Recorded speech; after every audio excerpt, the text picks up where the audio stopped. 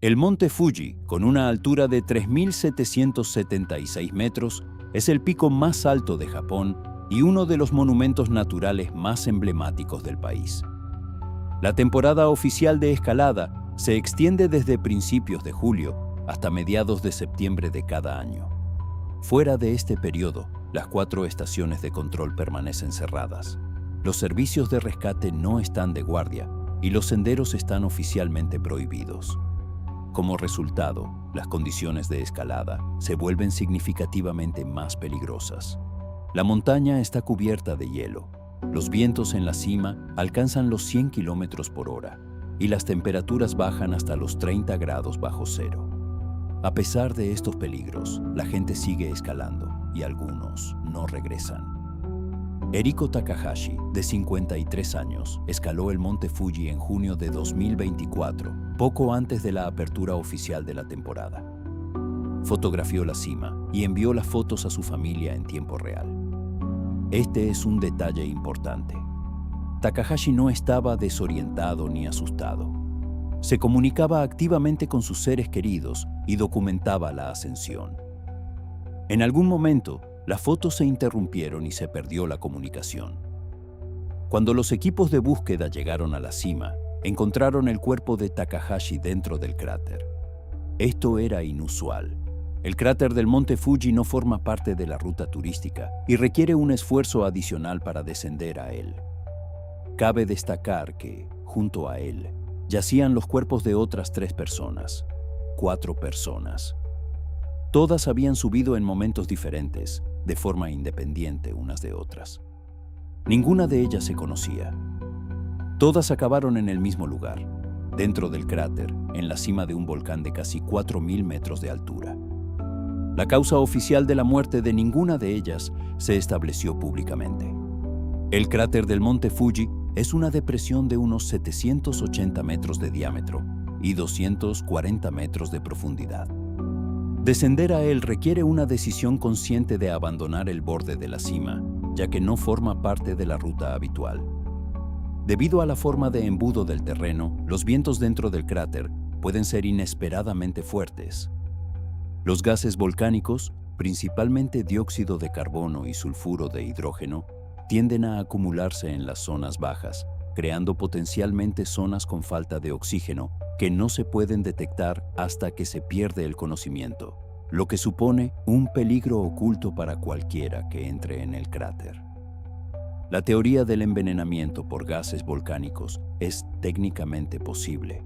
El dióxido de carbono pesado se acumula en zonas cerradas y bajas, y una persona pierde el conocimiento rápidamente y sin previo aviso, como si se hubieran apagado las luces. Esto podría explicar por qué las personas no tuvieron tiempo de pedir ayuda o salir, pero no explica por qué 4 personas sin relación entre sí descendieron al cráter en momentos diferentes. ¿Por qué allí específicamente en lugar de quedarse en el borde?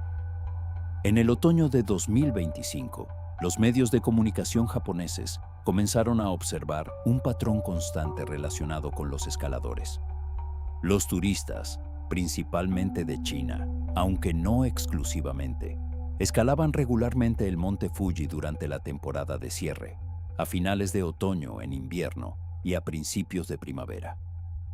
Muchos lo hacían sin el equipo necesario, sin notificarlo a las autoridades y sin formar parte de grupos. Algunos de ellos fueron interceptados en las estaciones inferiores o advertidos por los residentes locales. Otros llegaron a las secciones superiores y perecieron. En marzo de 2026, se identificaron los cadáveres de una mujer sueca de 23 años y un neozelandés de 51. Ambos habían fallecido mientras escalaban la montaña cerrada durante los meses de invierno. La policía y los servicios de rescate japoneses se encontraron ante una situación inexplicable. El modelo estándar de un accidente supone que el turista subestimó la dificultad, fue sin preparación y se vio atrapado por el mal tiempo.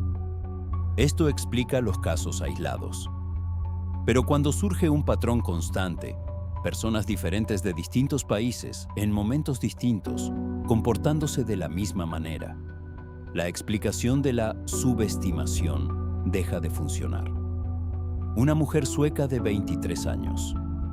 Un neozelandés de 51 años. Docenas de turistas chinos. No eran locales ni estaban preparados para escaladas invernales, y sin embargo, todos decidieron ascender al monte Fuji durante la peligrosa temporada baja. Una explicación plausible apunta al fenómeno de las redes sociales. El monte Fuji es excepcionalmente fotogénico en invierno. Un cono blanco como la nieve que se refleja en los lagos, vistas libres de las multitudes turísticas del verano. El contenido sobre el Fuji invernal acumula millones de visitas. Los blogueros que documentan ascensos prohibidos crean un aura de exclusividad y aventura. El mecanismo se desarrolla de la siguiente manera. Una persona ve contenido emocionante en Internet, lo que le lleva a subestimar las condiciones reales de la montaña e intentar la ascensión por su cuenta. De este modo, las redes sociales reducen la percepción del riesgo. Ver que otros lo consiguen convence a los espectadores de que es factible. Sin embargo, quienes no regresan no dejan rastro, lo que mantiene ocultas las consecuencias y hace que el peligro resulte menos evidente para los demás. En 2025, las autoridades japonesas respondieron introduciendo varias medidas restrictivas, barreras para bloquear los tramos inferiores de los senderos, multas por escaladas fuera de temporada y campañas informativas en chino e inglés. Estas acciones tenían por objeto disuadir a los escaladores fuera de temporada, pero tuvieron un efecto limitado, lo que ilustra el desafío de cambiar el comportamiento a pesar de las claras medidas disuasorias. Más allá de la superficie, un aspecto menos conocido del monte Fuji es su sistema volcánico activo. Aunque la última erupción tuvo lugar en 1707, la montaña sigue activa y los gases volcánicos se escapan a través de fumarolas, grietas en la superficie, tanto en el cráter como en las laderas.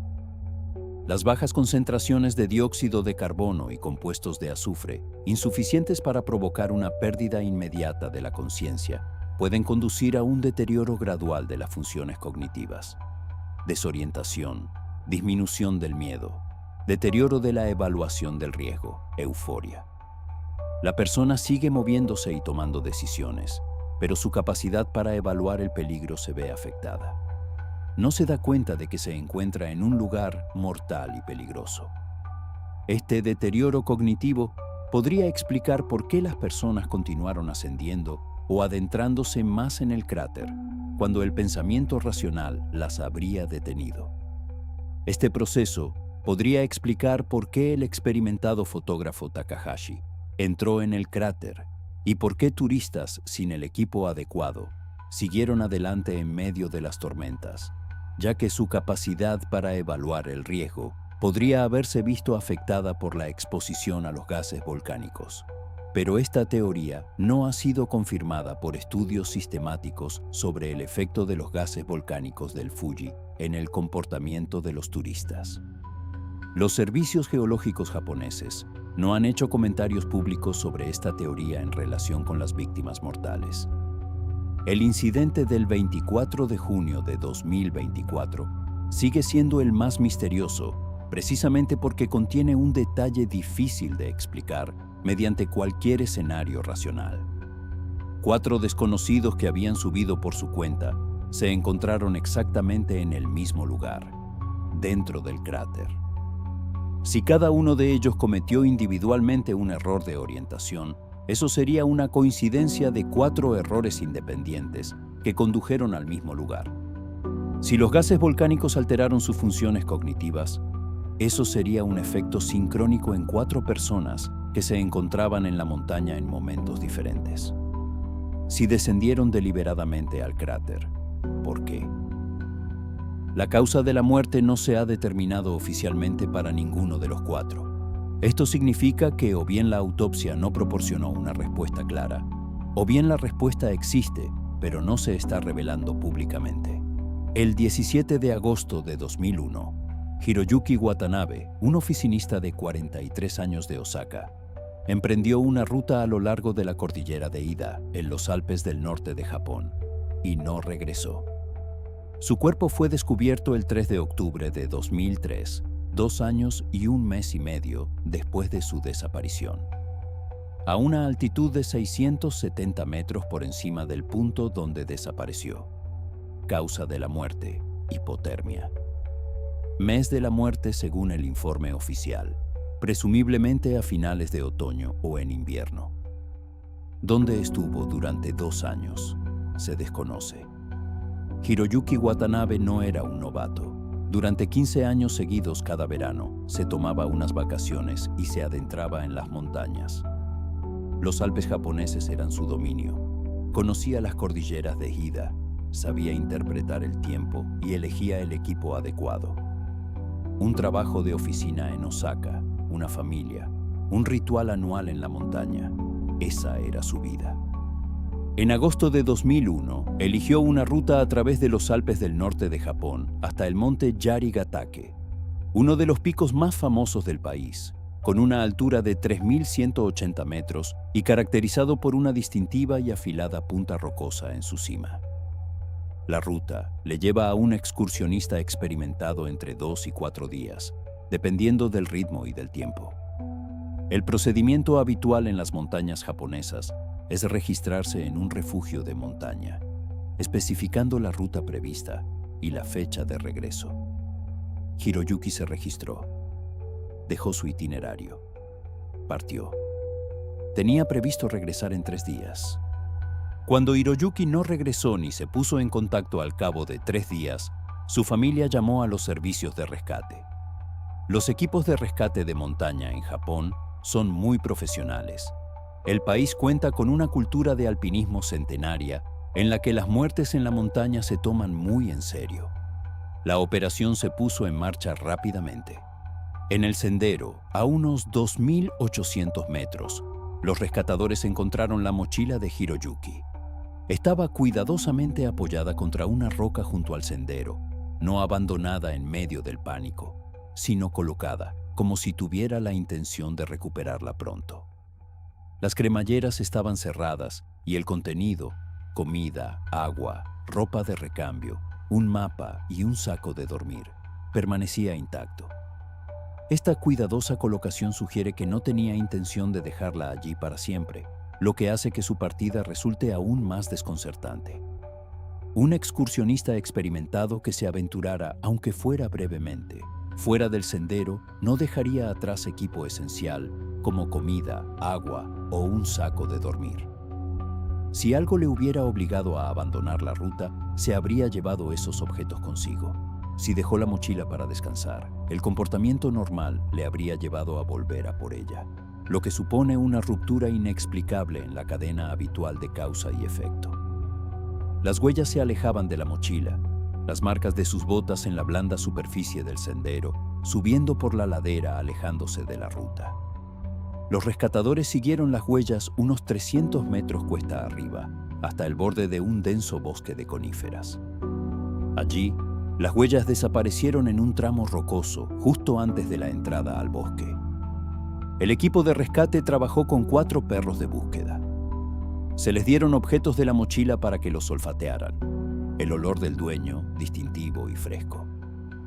Los perros captaron con seguridad el olor de la mochila y condujeron en la misma dirección que las huellas de las botas, cuesta arriba, hacia el bosque.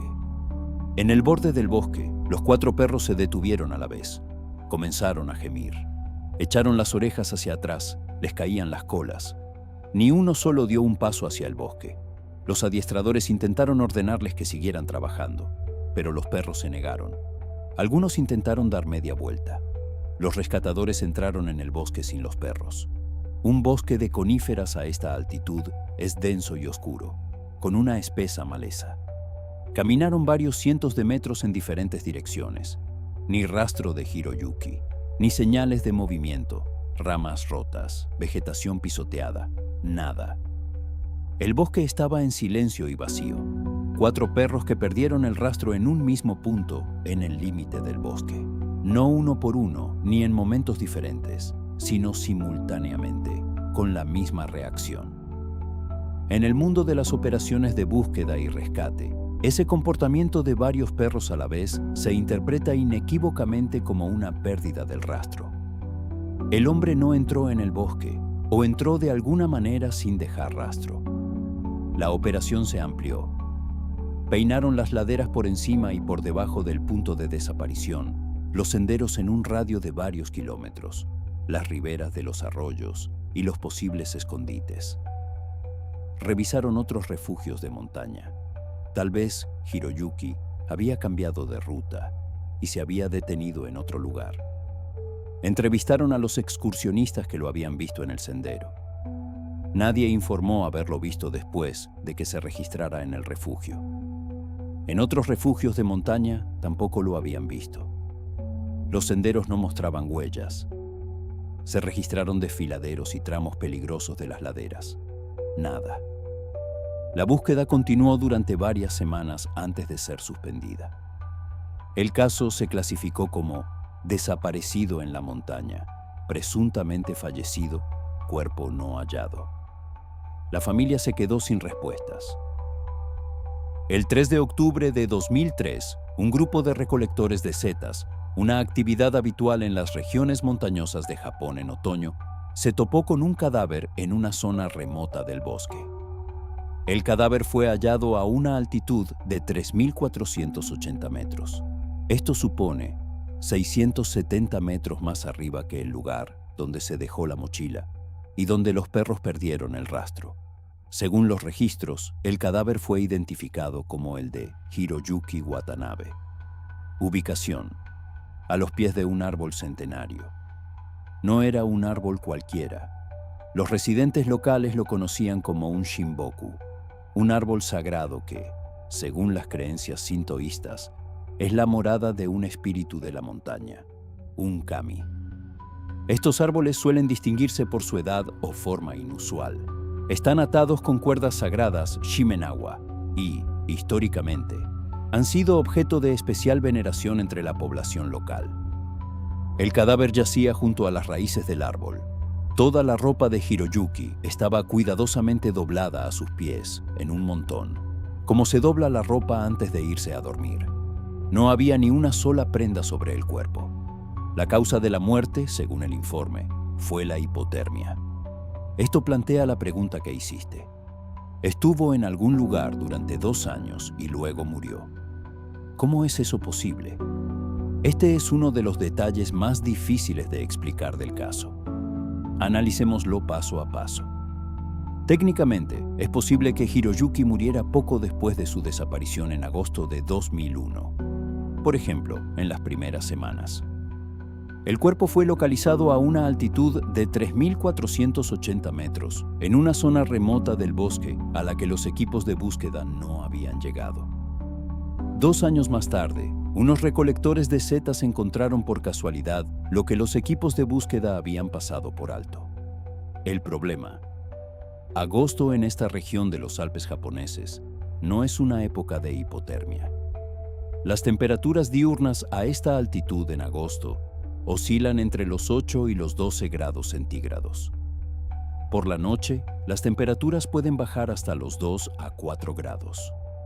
La hipotermia es posible a estas temperaturas, pero requiere estar mojado, inmóvil y sin ropa durante varias horas. ¿Por qué se quitó la ropa en agosto? El fenómeno del desvestimiento paradójico es conocido en medicina. En casos de hipotermia grave, la persona experimenta una falsa sensación de calor y comienza a quitarse la ropa. Pero esto ocurre en la fase final de la hipotermia, cuando la temperatura corporal desciende por debajo de los 32 grados. Esto significa que, en ese momento, Hiroyuki ya se estaba muriendo. Se quitó toda la ropa y la dobló cuidadosamente, un comportamiento que contradice el caos de la hipotermia terminal. En el verdadero desvestimiento paradójico, la ropa queda esparcida en lugar de doblada. Opción 2. No murió en agosto. El informe de la autopsia incluía el término hipotermia, pero la fecha exacta de la muerte no puede determinarse con precisión a partir de restos óseos de 2 años de antigüedad. El margen de tiempo abarca varios meses.